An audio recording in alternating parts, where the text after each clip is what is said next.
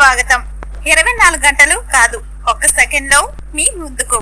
చూస్తూనే ఉండండి నిరంతరం వార్త ప్రసారాలు. మన ప్రభుత్వం వచ్చిన తర్వాతనే 7,589 కోట్లు స్టేట్ రోడ్ లో మీరు శాంక్షన్ చేయడం జరిగింది. వర్క్స్ అన్ని కూడా పురోగతిలో ఉన్నాయి. గత ప్రభుత్వం హయాంలో 9.5 సంవత్సరాల్లో 5,304 కోట్లు మాత్రమే ఖర్చు పెట్టడం జరిగింది. అంతేకాకుండా వాళ్ళు వదిలేసిన బకాయిలను కూడా మేము చెల్లించడం జరిగింది. గడిచిన 27 నెలల్లో ప్లాన్ నిధుల ద్వారా మా ప్రభుత్వం 595 కిలోమీటర్ల రోడ్లు వంతెనలు పూర్తి చేశాము.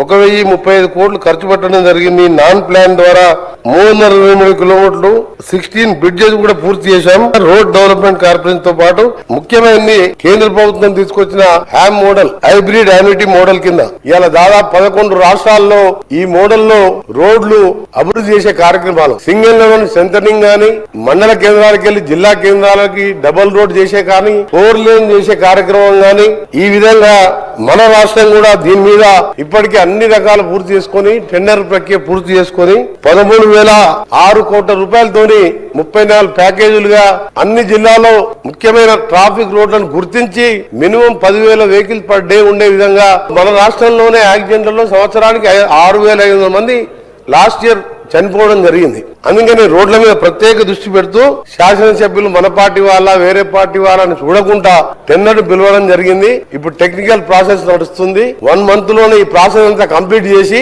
దానికి సంబంధించిన థర్డ్ పార్టీ టెండర్స్ కూడా ఈ రోజు పిలుస్తున్నాం.